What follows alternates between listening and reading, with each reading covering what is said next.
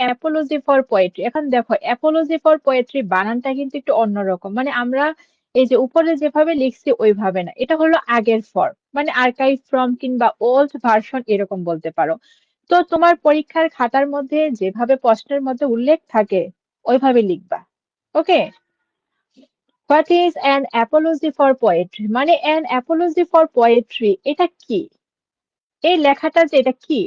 তো দেখে কি, An Apology for Poetry is a critical book on poetry and drama written by Sir Philip Sidney. তো An Apology for Poetry টা হলো sir Philip Sydney রচিত কবিতা এবং নাটকের উপরে একটা সমালোচনামূলক বই বা গ্রন্থ, সেটা ইচ্ছে সেটাই দিতে পারো। তারপর what is the title of the book given by its writer, এই যে আমাদের topic an apology for poetry, এটার লেখক এটা কি টাইটেল দিয়েছিল। ওকে, তোমাদের যখন ক্লাসে পড়াইছিলাম এই বিষয়গুলো, বেসিক ইনফরমেশনের মধ্যে এই বিষয়গুলো আলোচনা করছিলাম। তো এই যে বই, এই বইয়ের লেখক এটার কি টাইটেল দিয়েছিল, মানে সিডনি কি টাইটেল দিয়েছিল। Sidney titles the book in defence of poesy. তো সিডনি হলো এই বইটার নাম দিয়েছিল ইন ডিফেন্স অফ পয়েসি, এই নামটা। তারপর what does the title an apology for poetry mean, তো এই যে অ্যান অ্যাপোলজি ফর পোয়েট্রি নামটা, এই যে টাইটেলটা উপাধিটা, এটা দ্বারা কি বোঝায়। The title An Apology for Poetry means begging pardon for writing poetry, মানে কবিতা লেখার জন্য ক্ষমা প্রার্থনা করা বা ক্ষমা চাওয়া। 4 নম্বর, What is the name of the book written by Stephen Gusson in which he attracted poetry? তো স্টেফেন গুসন যে একটা বই লিখছে, যে বইয়ের মধ্যে উনি কবিতাকে আক্রমণ করেছে, মানে কবিতা সম্পর্কে নেতিবাচক মন্তব্য করেছে, ওই বইটার নাম কি। The school of abuse. আচ্ছা, তো তোমাকে যদি প্রশ্ন করা হয় what is the school of abuse, এরকম প্রশ্ন যদি করা হয় তাহলে কি লিখবা।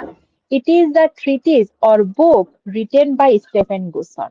তো এটা হলো স্টেফেন গুসনের রচিত একটা বই, এভাবে দিতে পারো। আবার তোমাকে যদি প্রশ্ন করে হু ওয়াজ স্টেফেন গুসন, স্টেফেন গুসন কে ছিলেন, তখন কি দিবা ওনাকে। He was an English satirist or poet or drama playwright or dramatist, তোমার ইচ্ছে তুমি যেটা দিতে পারো। তো স্যাটিরিস্টটা দিলে এবং প্লেরাইটটা দিলে হয় বেশি সুন্দর হবে, যেমন এমন ভাবে দিতে পারো, Stephen Gosson was an English satirist and playwright, এভাবে দিতে পারো, তোমার ইচ্ছে। How does Gosson attract poetry in his book, তার বইয়ের মধ্যে গুসন কবিতাকে কিভাবে আক্রমণ করেছে, মানে আক্রমণ তো করে না, মানুষের যেমন মারামারি করে এভাবে তো সে মারামারি করে নাই, মানে নেতিবাচক বা নেগেটিভ মন্তব্য করছে, এটাই মূলত অ্যাট্রাক্ট। দেখো, Gosson condemned poetry as immoral and mischievous. তো গোসন হলো কবিতাকে অনৈতিক এবং ক্ষতিকর বলে নিন্দা করেছেন, সমালোচনা করেছেন। Leading young man to committing sin, যেটা কিনা তরুণদেরকে পাপ কাজের দিকে ধাবিত করে। প্রথম 5টা ক্লিয়ার কিনা জানাও। অ্যান অ্যাপোলজি ফর পোয়েট্রি টপিকের প্রথম 5টা ব্রিফ সকলের কাছে ক্লিয়ার কিনা। তোমাদের পোয়েট্রিক্স এবং লিরিক্যাল ব্যালান্সেরটা আমি আজকে বিকালের দিকে দেখি, না রাত্রের দিকে দিব। ওকে, যেহেতু ক্লাসটা একসাথে করা তাই দুইটাকে আলাদা পার্ট করব, দেন ক্লাসগুলো ডাউনলোড করব। আরেকটা হলো, তোমরা এখানের ম্যাক্সিমাম স্টুডেন্টই লিঙ্গুইস্টিক্স কোর্সে আসো, তো লিঙ্গুইস্টিক্স এর হলো 1 থেকে 80 অবধি তোমাদের লিঙ্গুইস্টিক্স এর গ্রুপে নিয়েছিলাম ব্রিফ ক্লাস। আর বাকি যে তোমার 40টা ছিল, ওই 40টা প্লাস একটু শেষের দিকে 4-5টা ছিল, ওইগুলো হলো লাস্ট মিনিট প্রিপারেশন বেসে নেওয়া হয়েছে, ওইগুলো তোমরা ইউটিউবে পাবা, ওইগুলো দিয়ে দিব। ওকে, যে বিষয়গুলো তোমাদের কাছে বেশি টাফ লাগে এই বিষয়গুলো, এই ব্রিফ গুলো বেশি বেশি পড়বা। যেমন ক্রিটিসিজম পড়তেই হবে, এটা তুমি একদিন পরে কখনো পারবা না, এটা বেশি বেশি প্র্যাকটিস করতে হবে। লিঙ্গুইস্টিক্স, তুমি যখন পার্ট সি পড়বা, পার্ট বি পড়বা, তখন দেখবা অনেক ইনফরমেশন তোমার ওইখানে চলে আসছে, তো এটাও তোমাকে প্র্যাকটিসে রাখতে হবে। আবার কোনো গল্প কাহিনীর যেগুলো, এগুলো তোমার একবার দুইবার পড়লেই হবে। ওইগুলো মনে থাকে, যেহেতু ওইগুলো হলো স্টোরি বেসড, মনে থাকবে। তারপর দেখো, হোয়াট ইজ প্যাডান্টেরিয়া, এটা আবার কি? তো it is derive from the Italian word pedante meaning a school master. তো এই শব্দটা হলো ইতালিয়ান শব্দ প্যাডান্টি থেকে এসেছে, যার অর্থ হলো স্কুল শিক্ষক। তারপর দ্য ওয়ার্ড ইন ইংলিশ, কিন্তু ইংরেজি ভাষায় এই শব্দটা বোঝায় English means vain display of useless knowledge. যে ইংরেজিতে এই শব্দটার অর্থ হলো অপ্রয়োজনীয় কিংবা অর্থহীন জ্ঞানের বৃথা তোমার প্রদর্শন। মানে কারো জ্ঞান নাই কিন্তু সে উচ্চ স্বরে প্রদর্শন করে, ওই রকম আর কি। তো সিম্পলি যদি তুমি বলতে চাও, আমার মতে, আমার ওপিনিয়নে, এটা হলো সম্পূর্ণটা দেওয়াই ঠিক। কারণ এই শব্দটা যেহেতু অরিজিনাল, অরিজিনালি এটা ইংরেজি ওয়ার্ড না, এটা হলো ইতালিয়ান শব্দ থেকে আসছে। তো এই কথাটা যদি তুমি উল্লেখ করে দাও, প্লাস এটা ইংরেজি ভাষার মধ্যে কি বোঝায়, দুইটাই মেনশন করে দিলে সুন্দর হবে উত্তরটা। এখন কেউ যদি একান্তই প্রথম লাইনটা পারতেছো না, তাহলে দ্বিতীয় লাইনটা দিও। তারপর দেখো, why did Sidney take initiative or task to defend poetry, Sidney কেন কবিতাকে রক্ষা করার উদ্যোগ কিংবা দায়িত্বটা নিয়েছিল? কারণ কি? আপাতত দৃষ্টিতে তোমার কি মনে হয়, বলো? আপাতত দৃষ্টিতে কেন সে নিয়েছিল? বাংলাতেই বলো, কেন নিয়েছিল? আর আমরা কিন্তু ইংরেজি সাহিত্যে অনেক লিটারেরি ফিগার্স কে পাইছি, কিন্তু উনার মতো যে এত মানে এতগুলো পেশার সাথে জড়িত অন্য কোনো রাইটারকে আমরা হার্ডলি পাইছি। উনি সবচেয়ে বেশি, আমাদের এই অবধি পড়া সবচেয়ে বেশি যে বিভিন্ন পেশায় জড়িত ছিল উনি কিন্তু সিডনি। আবার অ্যারিস্টটলকেও পাইছি। বলো, কেন নিয়েছিল এই উদ্যোগটা, উনি কেন গ্রহণ করেছে?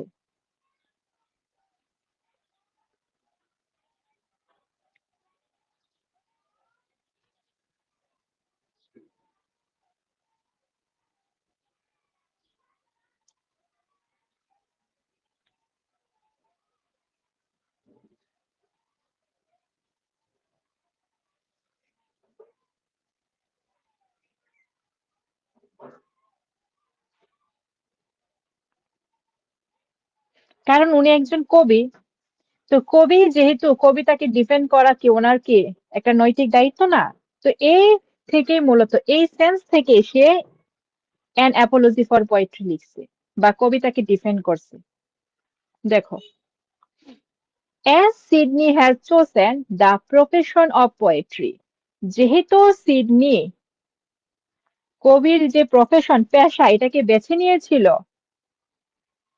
he thinks it necessary to defend poetry, তাই তো উনি এটাকে কি, he thinks it necessary to defend poetry, তাই হলো কবিতাকে, কবিতাকে রক্ষা করা কিংবা ডিফেন্ড করা কিংবা সমর্থন করাকে উনি প্রয়োজনীয় কিংবা জরুরি মনে করছে।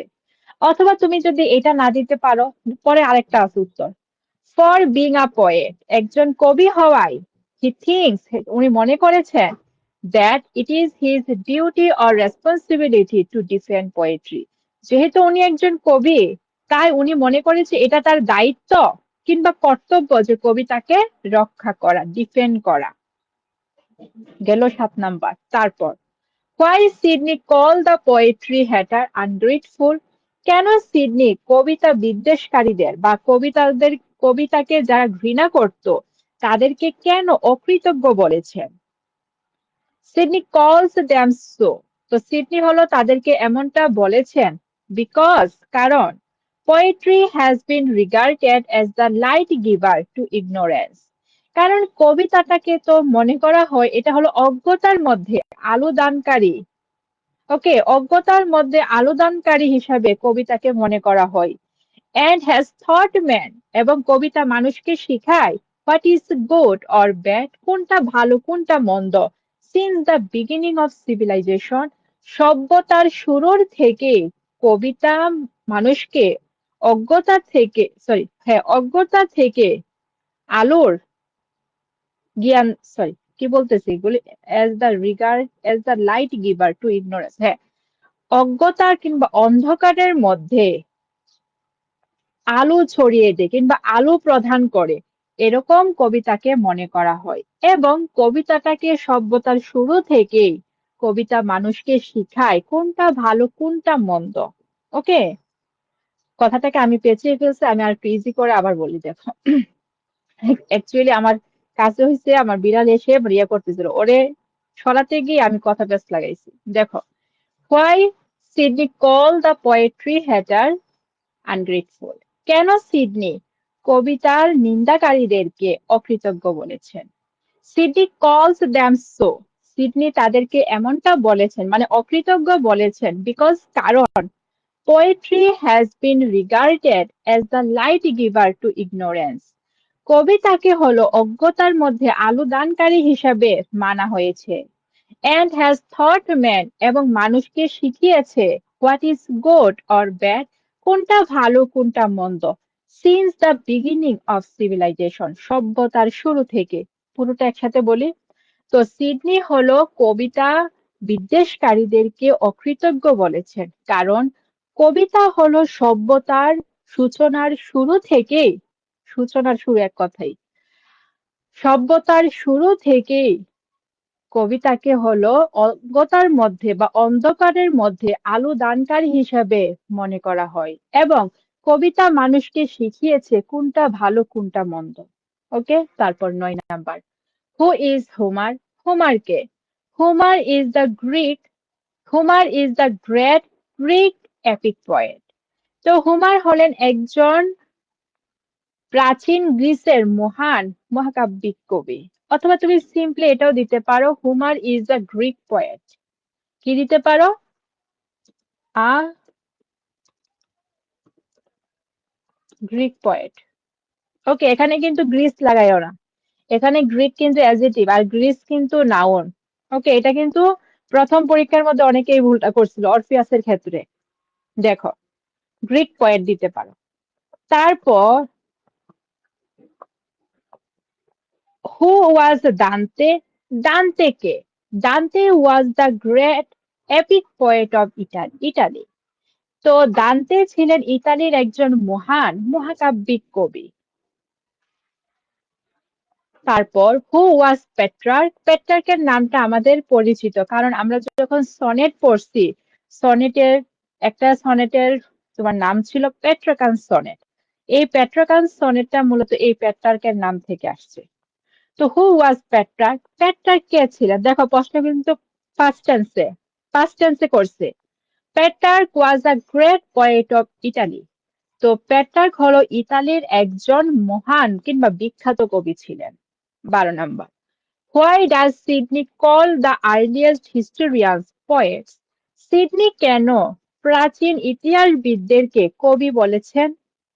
Because the earliest historian chose poetry as the medium of their expression, কারণ প্রাচীন ইতিহাসবিদ তাদের মনের ভাব প্রকাশের মাধ্যম হিসাবে কবিতাকেই বেছে নিয়েছিল। প্রথম 12টা সকলের কাছে ক্লিয়ার কিনা বলো?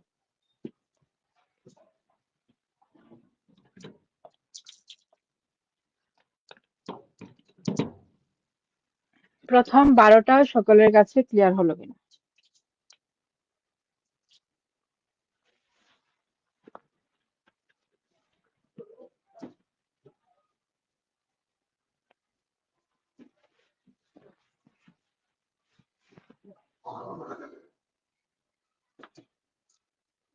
প্রথম 12টা ক্লিয়ার? ওকে। আর আমি যতটুকু অবজার্ভ করছি ততটুকু হলো ক্রিটিসিজমের প্রশ্নগুলো বড় বড় উত্তর যেটা এগুলো আসে না, মানে দেখছি ছোট ছোট যে উত্তরগুলো ওইগুলো আসে। তো দেখো, হোয়াট ডিড দ্য আচ্ছা, ও 13 নম্বর চলে, 13 নম্বর বলি নাই। Who was Herodotus? হেরোডোটাস কে? Herodotus was the father of history, ইতিহাসের জনক। অথবা তুমি সিম্পলি দিতে পারো the father of history. Okay, এটাও দিতে পারো। What did the Romans call a poet? রোমানরা কবিদেরকে কি বলে ডাকতো? বেটস বলে ডাকতো। The Romans called the poets vates, vates বলে ডাকতো। What is meant by the term vates? তো বেডস এই শব্দের অর্থটা কি? The term beds means a diviner or foreseer or prophet. তো এই যে তোমার বেডস এই শব্দটার অর্থ হলো ভবিষ্যৎ দ্রষ্টা, মানে যে ভবিষ্যৎ দেখে। ওকে, ভবিষ্যৎ দেখে। তিনটার কথার উত্তর এক কথাই, যে ভবিষ্যৎ দেখে। তারপর হু ওয়াজ প্লেটো? প্লেটো কে ছিলেন? The great philosopher of Greece. গ্রিসের বিখ্যাত দার্শনিক। এখানে কিন্তু গ্রিসই, কারণ এখানে অব আছে, মানে প্রিপোজিশনের পরে কি বসে?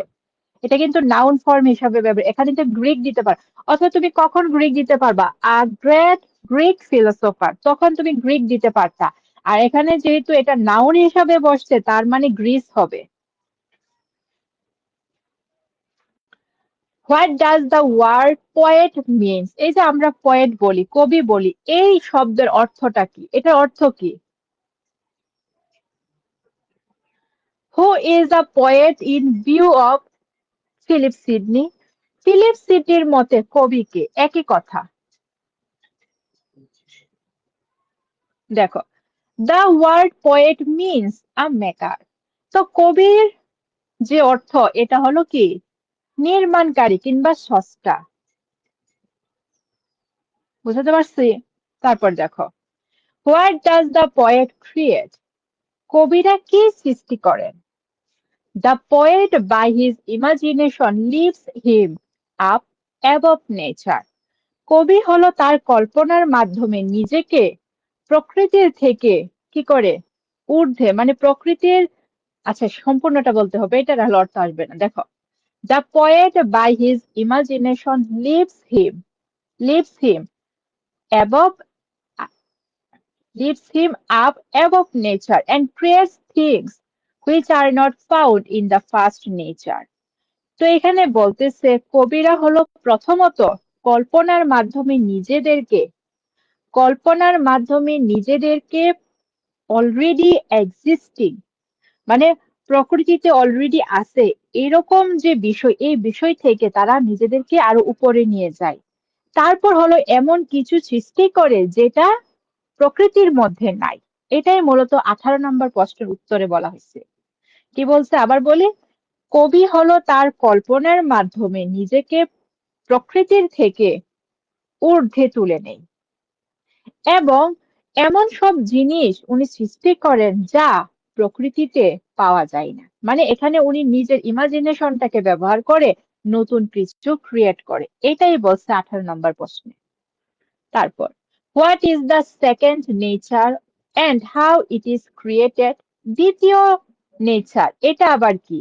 এটা কিভাবে সৃষ্টি করা হয়? The nature created by the poets out of already existing nature is the second nature. মানে বিদ্যমান বা অলরেডি ইতিমধ্যে অবস্থিত প্রাকৃতিক উপাদানগুলোর বাইরে গিয়েও কল্পনার মাধ্যমে কবিরা যে জগৎটা সৃষ্টি করে, এটাই মূলত সেকেন্ড নেচার। দেখো আবার দেখো, the nature created by the poets out of already existing nature, মানে ইতিমধ্যে অবস্থিত কিংবা বিরাজমান যে প্রকৃতিটা আছে, এই প্রকৃতিটার বাহিরে গিয়ে যে প্রকৃতি সৃষ্টি করে সেটা হলো সেকেন্ড নেচার। উপরে 18 নম্বর প্রশ্নের মধ্যে এটা আছে, এই যে এটা creates things which are not found in the first nature. কবিরা তাদের কল্পনা শক্তির মাধ্যমে যে নতুন কিছু সৃষ্টি করে সেটাই মূলত সেকেন্ড নেচার। তো 18 এবং 19 এই দুইটা প্রশ্ন interrelated. 20, who is Virgil? Virgil কে? Virgil is the great poet of ancient Rome. তো ভার্জিল হলো প্রাচীন রোমের একজন মহান কবি। Who is Aeneas? ইনিস কে?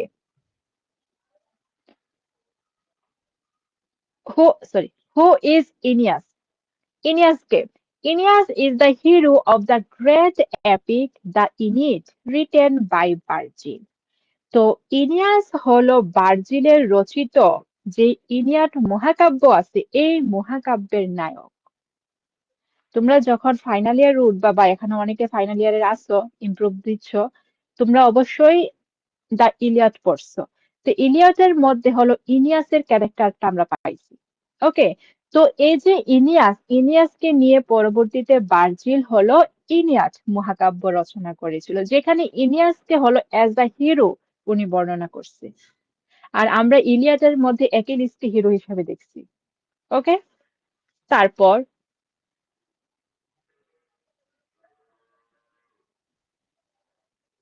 22 নাম্বারটা দরকার নেই, স্কিপ করলাম। তারপর দেখো, আচ্ছা পড়িয়ে ফেলে যেহেতু আছে। What do you mean by second nature? দ্বিতীয় প্রকৃতি বলতে তুমি কি বুঝো? The world as created by God is the first nature, মানে সৃষ্টিকর্তা যে প্রকৃতিটা সৃষ্টি করেছে এটা হলো প্রথম প্রকৃতি, first nature. And the rest of creation placed under man, এবং মানুষরা যেগুলো সৃষ্টি করে পরবর্তীতে ইজ দ্য সেকেন্ড নেচার, এটা হলো দ্বিতীয় প্রকৃতি বা সেকেন্ড নেচার। তারপর 23, what according to Sidney is the definition of poetry? সিডনির মতে কবিতার ডেফিনেশনটা কি, মানে কবিতা কাকে বলে? দেখো, দেখো সিডনি ডিফাইন্স পোয়েট্রি। তো সিডনি হলো কবিতাকে সংজ্ঞায়িত করেছেন as an art of imitation, অনুকরণের শিল্প হিসাবে, which consists in representing, counterfeiting, or figuring forth in a picture in speech. এই কথাটা কিন্তু অতিরিক্ত। আমরা যখন পোয়েট্রিক্স এর মধ্যে পড়ছি যে অ্যারিস্টটল কিভাবে কবিতার ডেফিনেশন দিছে, তখন কিন্তু এতটুকু পড়ছি, poetry is an art of imitation, এরকম ভাবে পড়ছি। কিন্তু যখন সিডনিতে যাব তখন এই অংশটুকু আমরা অতিরিক্ত পাইছি। তো সিডনি হলো কবিতাকে অনুকরণের শিল্প হিসাবে সংজ্ঞায়িত করেছেন, যা কিনা তোমার কি, যা হলো তোমার পিকচার মানে ছবি কিংবা কথার মাধ্যমে বিষয়গুলোকে কি উপস্থাপন করে। এখানে representing, counter fetching, or figuring, এই তিনটার অর্থই উপস্থাপন করা কিংবা তুলে ধরা। তো সম্পূর্ণটার অর্থ যদি আমি বলি 23 নাম্বার, তো সিডনি হলো কবিতাকে অনুকরণের শিল্প হিসাবে সংজ্ঞায়িত করেছেন, যেখানে ছবি কিংবা কথা মূলত কি করা হয়, উপস্থাপনার মাধ্যমে তুলে ধরা হয়। 23 নাম্বার, 23 নাম্বার অবধি সকলের কাছে ক্লিয়ার কিনা? এখনো 7টা পরীক্ষা বাকি আছে, এই 7টা পরীক্ষা যে কতদিনে ক্রস করো এটা দেখো।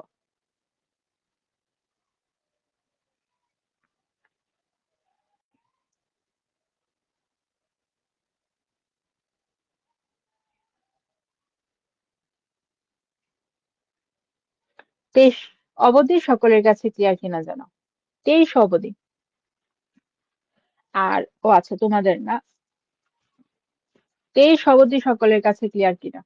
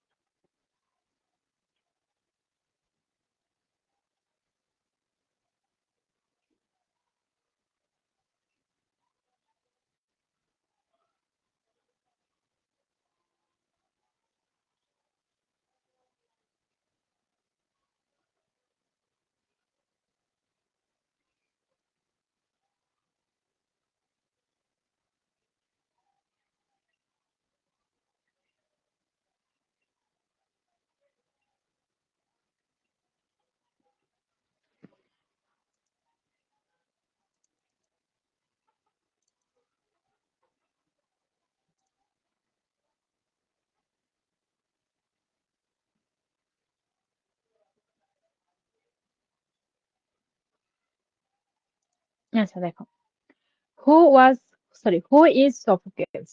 সফোকেলস কে? তো সফোকেলস ইজ এন এনশিয়ান গ্রিক ট্র্যাজেডিয়ান। তো উনি ছিলেন প্রাচীন গ্রিসের একজন ট্র্যাজেডিয়ান, বা তুমি ট্র্যাজেডিয়ান না বলে প্লেরাইটও বলতে পারো, ড্রামাটিস্টও বলতে পারো, তোমার ইচ্ছে।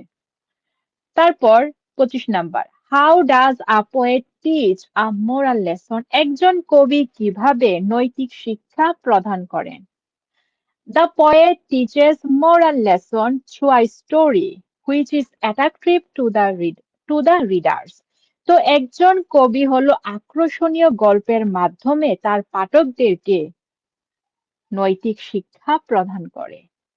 অথবা তুমি সিম্পলি এতটুকু দিতে পারো, থ্রু আই স্টোরি, একটা গল্পের মাধ্যমে। এই গল্পটা অবশ্যই আকর্ষণীয় হলেই তার দর্শকরা, তার পাঠকরা তার দিকে আকৃষ্ট হবে, তাই তো? তারপর, what is the moving power of poetry?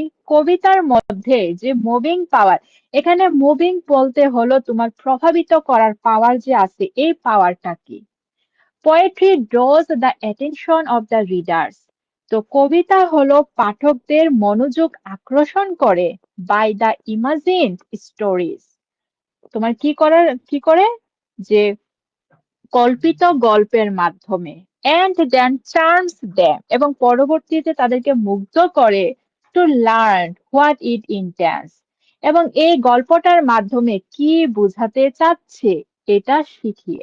ওকে, বা এই প্রশ্নের উত্তরটা তোমরা ইয়েতে পার্ট সি এর একটা প্রশ্ন আছে, তোমার হিস্টোরিয়ান এন্ড ফিলোসোফারের একটা প্রশ্ন আছে না, ওই প্রশ্নটা থেকে নিয়েও লিখতে পারো। ওইখানে আলাদাভাবে একটা প্যারাই আছে মুভিং পাওয়ার নিয়ে, ওইখান থেকেও লিখতে পারো, সমস্যা নেই। এক কথায় মুভিং পাওয়ারটা হলো, এটা মানুষকে আনন্দ দিচ্ছে, প্লাস মানুষের মনটাকে কি করছে, প্রভাবিত করতেছে। মানে মানুষ ভালোর দিকে, ভালোটা গ্রহণ করছে আর খারাপটাকে পরিত্যাগ করতেছে, এই বিষয়টাকে মুভিং পাওয়ার বলা হয়। তারপর, হু ইজ অ্যাকিলিস? অ্যাকিলিস কে? Achilles is the Greek hero in the battle of Troy. ট্রয়ের যে যুদ্ধ, এই যুদ্ধের গ্রিক হিরো ছিল অ্যাকিলিস। আর আমরা যে ফাইনাল ইয়ারে উঠি ইলিয়াড পড়বো, এই ইলিয়টের কিন্তু কেন্দ্রবিন্দু কে? কেন্দ্রবিন্দু কিন্তু অ্যাকিলিস। অ্যাকিলিসের যে তোমার ইলিয়াডের গল্পটা তোমাদের সিনিয়রদের পড়াইছি, একটা টপিকের ক্লাস জানো কতটুকু লাগছে? খুব সম্ভবত, মানে শুধু ইলিয়াটের উপরে ক্লাস নিছি 18টা ক্লাস। কতটা ক্লাস নিছি? 18টা ক্লাস নিছি। খুব সম্ভবত তোমার টেক্সটের উপরে ক্লাস নেওয়া হয়েছে 14টা কিংবা 15টা, আর বাকিগুলো হলো প্রশ্নের উপরে নেওয়া হয়েছে। তার মানে বুঝো, একটা টপিকের উপরে যদি এতগুলো ক্লাস নেই, তার মানে টপিকটা কতটুকু পড়ানো হয়েছে। যখন ফাইনাল ইয়ারে পড়বা তখন ক্লাসিক্স ইন ট্রান্সলেশন বলে একটা কোর্স আছে, এটার মধ্যে থাকবে এগুলো। তারপর, হু ইজ দিদো? এই দিদোকে, এগুলো হলো গ্রিক মিথোলজির ক্যারেক্টার। ওকে,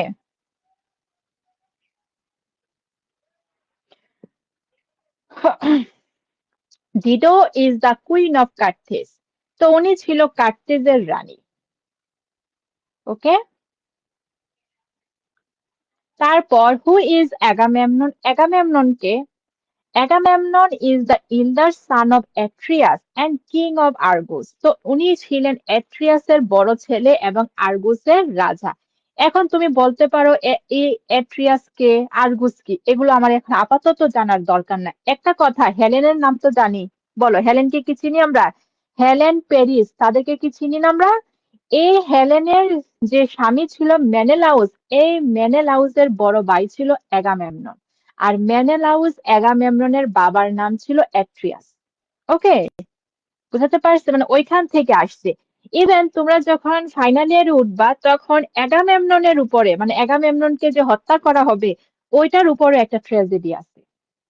ওকে, ওইটার উপরে ট্র্যাজেডি আছে অ্যাসকাইলাসের। আমরা এটাও ফাইনাল ইয়ারে পড়বো, দেখো। আর তোমাদের সিনিয়রদের এখন এই টপিকটাই পড়াচ্ছি, মানে টেক্সট শেষ, এখন সামারি করব।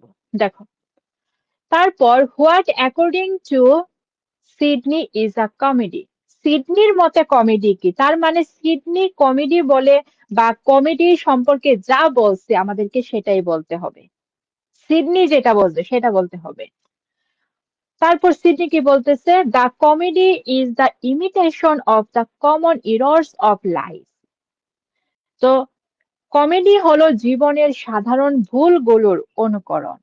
Which the dramatist presents in such a way, যেটা কিনা নাট্যকার এমন ভাবে উপস্থাপন করে as no one likes to follow, মানে এমন ভাবে উপস্থাপন করে যেমন কেউই এটা অনুসরণ করতে চায় না। তার মানে কেন অনুসরণ করতে চায় না, এটাকে খারাপ ভাবে বা হাস্যরসাত্মক ভাবে উপস্থাপন করে, এই জন্যই অন্য কেউ এটাকে অনুসরণ করতে চায় না। বুঝতে পারছি? তারপর হোয়াট হোয়াট অ্যাকর্ডিং টু, এখানে সিডনি হবে, এই সিডনি নামটা তোমার ইয়ে হয়েছে, মানে স্কিপ্ট হয়ে গেছে, খেয়াল করবা। তো সিডনির মতে ট্র্যাজেডি কি? ট্র্যাজেডি কি? A tragedy is the representation of the most stirring and tyrannous activities of life. তো ট্র্যাজেডি হলো জীবনের সবচেয়ে উত্তেজনাপূর্ণ এবং নিষ্ঠুর কর্মকাণ্ডের উপস্থাপনা কিংবা বর্ণনা which moves our inner heart to compassion and sympathy, যেটা কিনা আমাদের অন্তরকে, আমাদের মনকে তোমার করুণা কিংবা সহানুভূতির দিকে সরি করুণা কিংবা সহানুভূতির দিকে প্রভাবিত করে, leading to the perfection of our souls, আমাদের আত্মার পূর্ণতার দিকে বা আত্মার পূর্ণতা ঘটিয়ে। অথবা তুমি সিম্পলি এতটুকু দেওয়া যায়, যদি মানে নাই পারো, একান্ত নাই পারো, এতটুকু দিতে পারো। ওকে, এতটুকু দিতে পারো। আর ওনার ট্র্যাজেডির ডেফিনেশন থেকে পোয়েট্রিক্স মানে অ্যারিস্টটলের ডেফিনেশনটা বেশি ইম্পর্টেন্ট। ওকে, এটা জাস্ট নলেজ বা একটু মানে জেনে রাখবা, ওনারটার থেকে তোমার অ্যারিস্টটলেরটা বেশি গুরুত্বপূর্ণ। Who is ইউরোপিডিস? ইউরোপিডিস কি? তোমরা ফাইনাল ইয়ারে এরকম এরকম কিছু ক্যারেক্টার পড়বা, মানে একটা ফিমেল ক্যারেক্টার কতটা স্ট্রং হয়, কতটা ইনফ্লুয়েন্সিয়াল হয়, এটা তোমরা জাস্ট এক ঝলক দেখছো লেডি ম্যাকবেথের ক্যারেক্টারের মধ্যে। কিন্তু তোমরা যখন ক্লাইটেমেনেস্টা মানে অ্যাগামেমননের বউয়ের নাম হলো ক্লাইটেমেনেস্টা, আবার যখন মিডিয়াতে যাবা, এই ইউরোপিডিসের একটা তোমার নাটকের নাম আছে মিডিয়া। এই মিডিয়াতে যখন যাবা, মানে মহিলাদের মধ্যে যে একটা প্রভাবশালী কিংবা একটা একটা স্ট্রং, মানে একটা স্ট্রং ব্যাপার থাকে না মহিলাদের মধ্যে, এই বিষয়টা এই দুইটা ক্যারেক্টারের মধ্যে আছে। ওকে, ওই দুইটা ক্যারেক্টারের মধ্যে আছে। হেলেন সে খুবই সুন্দরী, তার জন্য ট্রয় নগরী ধ্বংস হয়েছে, কিন্তু তার মধ্যেও এতটা তোমার যে মহিলাদের যে একটা কোয়ালিটিস, এই কোয়ালিটিসটা আমরা দেখি নাই। কিন্তু তার বোন, এই যে এই হেলেনের বোন কিন্তু ক্লাইটেমনেস্ট্রা মানে এগামেমননের বউ। ওকে, তো এই মহিলা এবং মিডিয়ার মধ্যে যে তোমার ফেমিনিন যে কোয়ালিটিস গুলো খুবই এক্সট্রিম লেভেলের, মানে খুবই দুর্দান্ত ক্যারেক্টার এই দুইটা ক্যারেক্টার। ওকে, তোমরা যখন ফাইনাল ইয়ার উঠবা তখন এগুলো পড়বা। আপাতত তোমরা হয়তো বা গুগল টুগলে দেখতে পারো যে এগুলো আসলে কে ছিল। তারপর দেখো ইউরিপিডিস থেকে, Euripides was one of the three great tragedians of ancient Greece. তো ইউরিপিডিস হলো প্রাচীন গ্রিসের যে তিনজন মহান কিংবা বিখ্যাত নাট্যকার কিংবা ট্র্যাজেডিয়ান আছে তাদের মধ্যে একজন।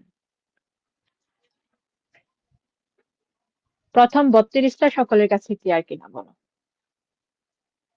একটা জিনিস খেয়াল করবে, অনেক সময় হয়তোবা তোমাদের কোনো জবের পরীক্ষার মধ্যে এরকম বিষয় মানে প্রশ্ন করতে পারে যে উইলিয়াম শেক্সপিয়র যতগুলো ফিমেল ক্যারেক্টার মানে উনি ক্রিয়েট করেছে তার মধ্যে সবচেয়ে স্ট্রংগেস্ট, ওকে, তার মধ্যে সবচেয়ে স্ট্রংগেস্ট ক্যারেক্টার কি?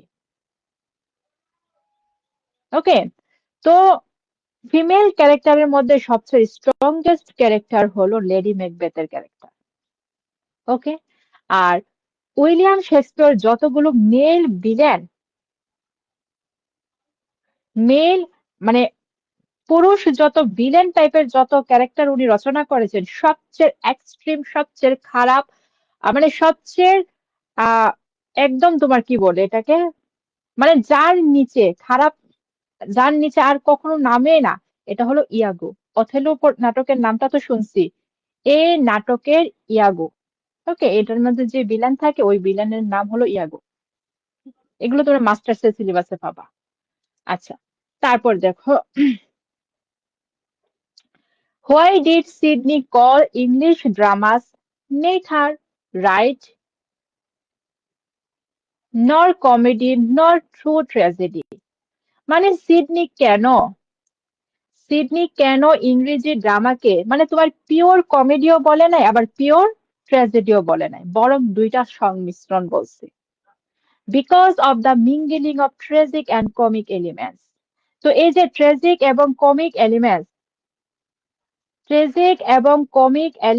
এর যে তোমার একসাথে মিশ্রিতকরণ, এই মিশ্রিতকরণের কারণে Sidney called the English drama, Sidney ইংরেজির নাটককে বলছে নেইথার রাইট কমেডিস নর টু ট্র্যাজেডিস। এটাকে সঠিক মানে একদম কমেডিও না আবার একদম ট্র্যাজেডিও না, বরং এই দুইটার সংমিশ্রণ।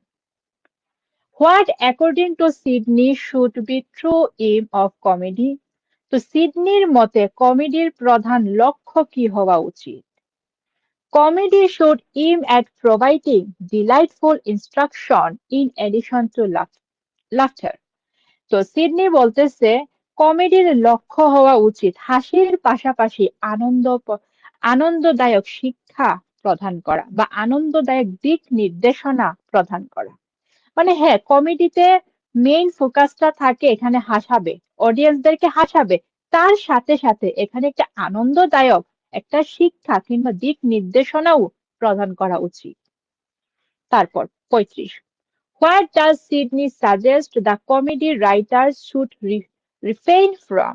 তো সিডনি হলো কমেডি লেখকদের কোন বিষয় থেকে বিরত থাকতে বলেছে? দেখো, the comedy writer should not try to raise laughter by depicting sinful deeds or by the scenes of misery।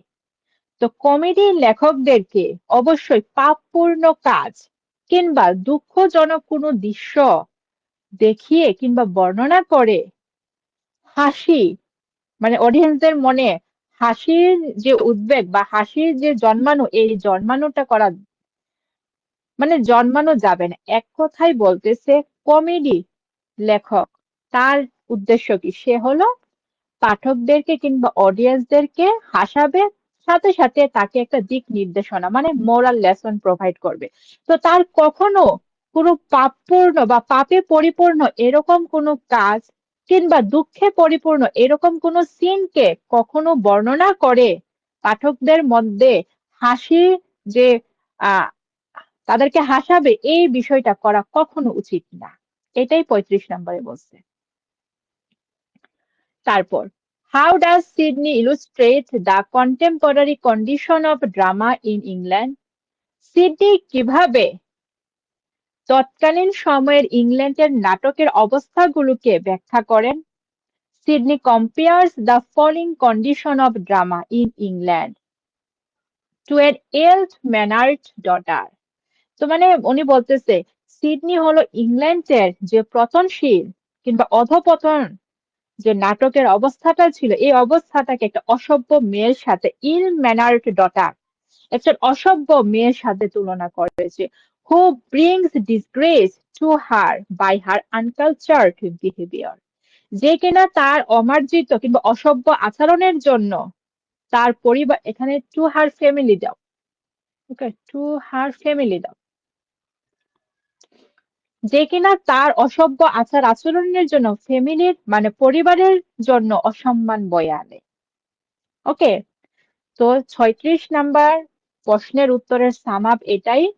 Sydney হলো তৎকালীন সময়ের ইংরেজি নাটকের পরিস্থিতিটাকে বা নাটক যে ডাউনফল হচ্ছিল মানে নাটকের যে একটা সুমহান স্থান ছিল, ওই স্থানটা নাট্যকাররা কি ধরে রাখতে পারতেছিল না। তো নাটকের পজিশনটা আস্তে আস্তে ডাউন হয়ে যাচ্ছিল। তো এই পরিস্থিতিটাকে সিডনি হলো একটা ইল্ড ম্যানার্ড ডটারের সাথে মানে একটা অসভ্য মেয়ের সাথে তুলনা করছে, যে কিনা তার অসভ্য আচার আচরণের জন্য তার পরিবারের জন্য কি অসম্মান বয়ে আনে। 36 নাম্বার। তারপর 37, what fault does Sydney find in the existing love lyrics. তো তৎকালীন সময়ে তোমার প্রেম বিষয়ক যে গীতি কবিতাগুলো ছিল এগুলোর মধ্যে কি ত্রুটি সিডনি খুঁজে পেয়েছিলেন? The existing love lyrics are laden. তোমার কাছে যদি লেডেন কথাটা টাফ মনে হয় তুমি ফুল দিতে পারো। Full with cold and artificial passion. তো তৎকালীন সময়ের তোমার লাভ মানে প্রেমের জনিত বা প্রেম ঘটিত যে কবিতাগুলো ছিল, এই কবিতাগুলো হলো তোমার মানে কৃত্রিম আবেগে ভরপুর ছিল। আর এখানে কোল্ড শব্দটা হলো তোমার অনুভূতিহীন অর্থে ব্যবহৃত হয়েছে। অনুভূতিহীন অনুভূতিহীন কৃত্রিম পেশনে বা আবেগে ভরপুর ছিল। And they lack in sincerity and genuineness of that passion. এবং এই নাটকগুলোর মধ্যে তোমার আন্তরিকতা এবং তোমার যে সত্যতা, একটা জেনুইন বিষয়, এই বিষয়টার অভাব ছিল। 37 38 what kind of critic is Philip Sidney? Philip Sidney কোন ধরনের সমালোচক? Sir Philip Sidney is a classical romantic critic. তো উনি ছিলেন একজন ক্লাসিক্যাল রোমান্টিক সমালোচক। Would you call Sidney the father of English criticism? তুমি কি সিডনিকে ইংরেজি সমালোচনার জনক বলবা? না, বলবো না। কারণ ওর একজন সমালোচক মানে একজন ফাদার হওয়ার জন্য যে কোয়ালিটিস এটা ওনার মধ্যে ছিল না। দেখো, although some critics call him the father of English criticism, যদিও কিছু কিছু সমালোচক তাকে ইংরেজি সমালোচনার জনক বলেন, but a serious study of his writing, কিন্তু তার লেখাগুলোকে যদি আমরা একটু গভীরভাবে আলোচনা করি কিংবা দেখি, does not offer genuine reason, এগুলো হলো আমাদেরকে তেমন জোরালো কোনো কারণ দেই না to call him the father of English criticism, তাকে ইংরেজি সমালোচনার জনক বলতে। তারপর, what according to Sidney is the aim of poetry? সিডনির মতে কবিতার লক্ষ্য কিংবা উদ্দেশ্যটা কি? বা what is the end or purpose of poetry? একই কথা, এন্ড বলতে হলো উদ্দেশ্য এখানে বা aim. Okay, to teach and to delight. Okay, to teach and to delight, এটা হয়েছে দেখো, এই প্রশ্নটা হয়েছে প্রথম প্রশ্নের আলোকে করা হয়েছে, to teach and to delight এটা। আর এখানে কিন্তু হোয়াট বলছে না আগে, তাই হোয়াট এর স্থলে তুমি শুধু to teach and to delight is the purpose of poetry এভাবে দিতে পারো, বা সিম্পলি দাও to teach and to delight. True কিন্তু দুইটার আগে আছে, এটা খেয়াল করবা। তো টিচ মানে কি? শিক্ষা প্রদান করা, শিক্ষা দেওয়া এবং আনন্দ দেওয়া, এটাই কবিতার উদ্দেশ্য কিংবা লক্ষ্য।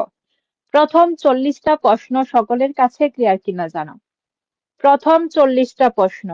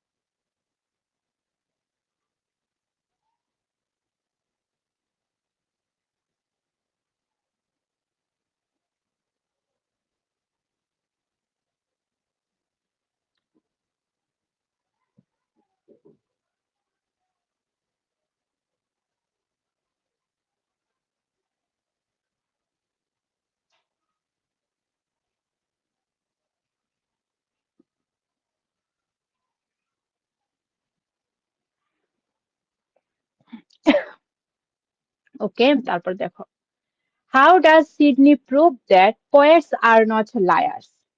or how does a poet never lie?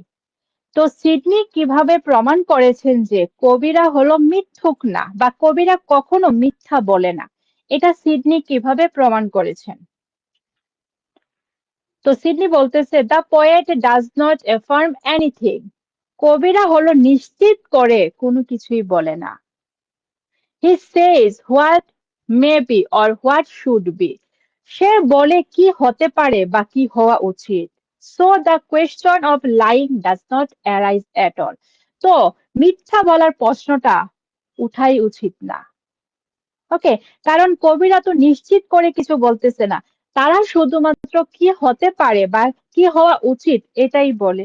তো এখানে মিথ্যে কথা বলার প্রশ্ন কিভাবে উঠে?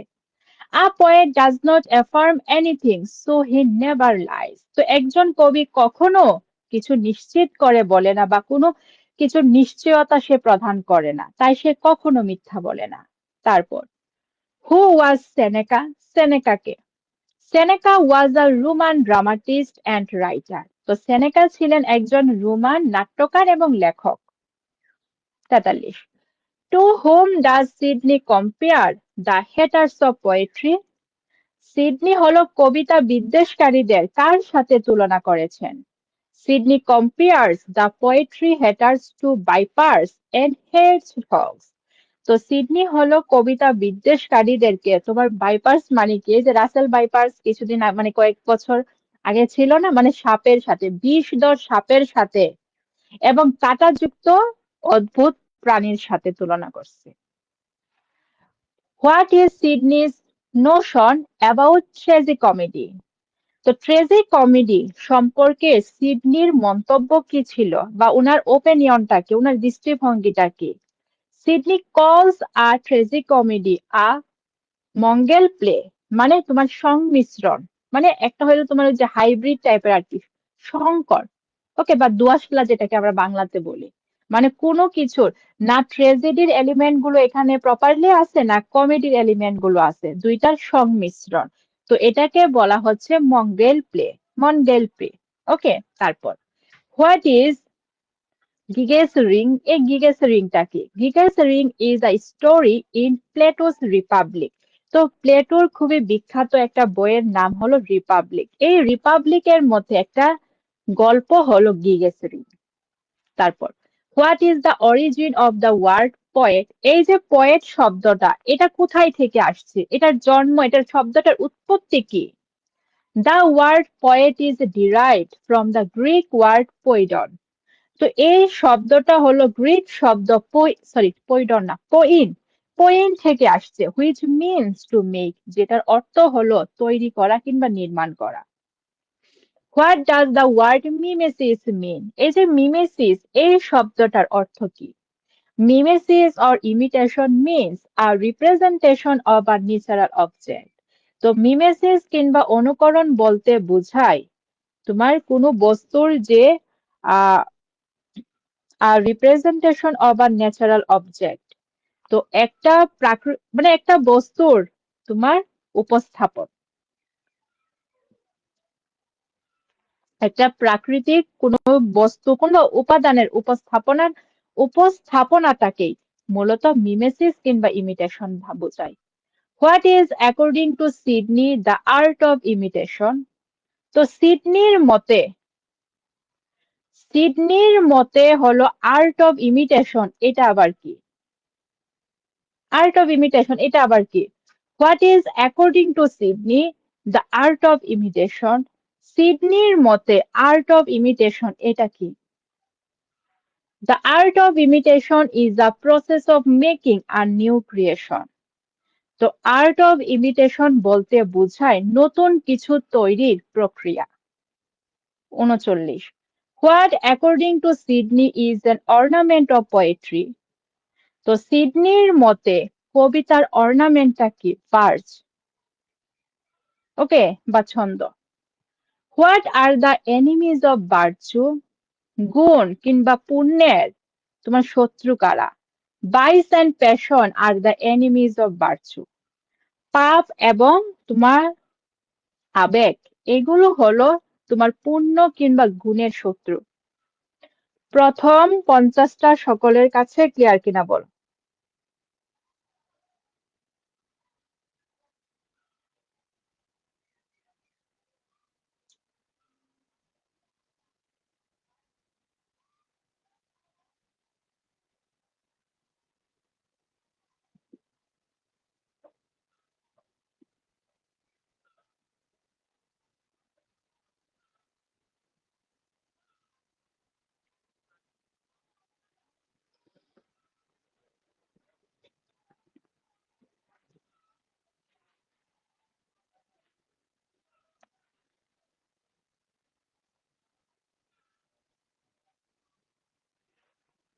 50টা সকলের কাছে ক্লিয়ার কিনা?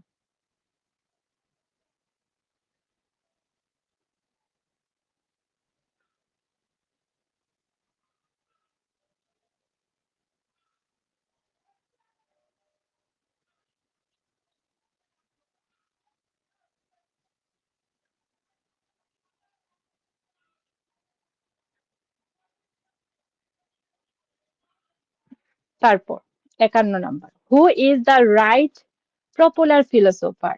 তো এখানে বলতেছে যে 51 নাম্বার বলতেছে জনপ্রিয় দার্শনিককে, তো কবিদেরকে হলো জনপ্রিয় দার্শনিক বলা হয়। 52, হু ওয়াজ ইউলিসিস? ইউলিসিস কে আমরা ভিক্টোরিয়ান পোয়েট্রির মধ্যে লুটাসিটাস পড়ছি, এখানে কিন্তু ইউলিসিসের কথা পাইছি। তার মানে ইউলিসিস কথাটা যদি এখানে পড়ো, এটা আনকমন কোনো বিষয় না, তাই তো? তো who was Ulysses? Ulysses K? Ulysses was the king of Ithaca and the hero of Homeric poet the Odyssey. তো ইউলিসিস ছিলেন ইথাকার রাজা এবং হোমারের মহাকাব্য ওডিসির নায়ক। In how many kinds does Sidney divide poetry? Sidney হলো কবিতাকে কয়টা ভাগে ভাগ করেছেন? Sidney divides poetry into three kinds or types. Sidney হলো কবিতাকে তিনটা ভাগে বিভক্ত করেছেন: divine poetry, philosophical poetry and the real poetry or the poetry of life. তো উনি হলো স্বর্গীয় কবিতা, তারপর দার্শনিক কবিতা, তারপর হলো জীবনমুখী কিংবা প্রকৃত কবিতা। এই তিনটা ভাগে উনি কবিতাকে ভাগ করেছেন। তারপর হোয়াট ইজ টাচস্টোন? টাচস্টোন কি? It is an established standard or principle. এটা হলো প্রতিষ্ঠিত একটা মানদণ্ড কিংবা বিধি, রীতিনীতি। By which something is judged, যেটার মাধ্যমে কোনো কিছুর বিচার করা হয়, মানে কোনো কিছু পরিমাপ করা হয়। তোমরা এখন পাইছো না, যখন ফোর্থ ইয়ারে উঠবা তখন টাচস্টোন মেথড পাবা ক্রিটিসিজমে। What are the three wings that our poets should bear to become successful in their field according to Sidney? তো সিডনির মতে একজন কবি মানে সফল হওয়ার জন্য কবিদের কোন তিনটা ডানার প্রয়োজন? মানে কোন তিনটা, এখানে ডানা বলতে হলো কোন তিনটা গুণাবলীর প্রয়োজন? কোন তিনটা গুণাবলীর প্রয়োজন? The three wings are art, imitation and exercise. তিনটা গুণাবলী, এটা হলো, একটা হলো শিল্প, আরেকটা হলো অনুকরণ, আরেকটা হলো অনুশীলন। 56, what fault does Sydney find in the existing love lyrics? এটা উপরে পড়ে আসছি। What fault does Sydney detect in the current English poetry? তো সিডনি হলো তৎকালীন সময়ের ইংরেজি কবিতায় কোন ত্রুটিগুলো শনাক্ত করেছেন? Sidney accuses the contemporary poets of using a diction based on far-fetched inflated words. তো এখানে বলতেছে যে সিডনি সমসাময়িক কবিদের বিরুদ্ধে, মানে তারা যে বিভিন্ন তোমার এখানে ইনফ্লেটেড ওয়ার্ডস বলতে হলো কমপ্লিকেটেড, মানে জটিল। ওকে, তো সিডনি হলো সমসাময়িক কবিদের বিরুদ্ধে যে দুরূহ, মানে জটিল জটিল যে ভাষা ব্যবহার করছে, এই ভাষার জন্য উনি তাদেরকে অ্যাকিউজ করতেছে। How do the English poets collect metaphors? তো ইংরেজি কবিরা কিভাবে রূপক, মানে রূপক বলতে কি, তুলনা কিভাবে সংগ্রহ করে? The English poets collect metaphors from all sources.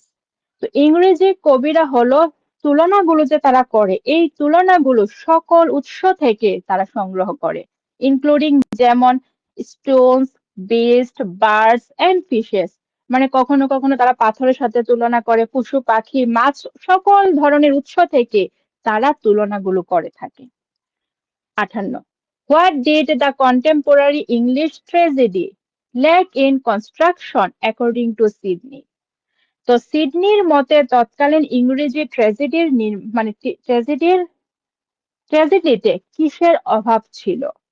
The contemporary English tragedy lacked in place and time. এই যে unity of time and unity of place, এইটা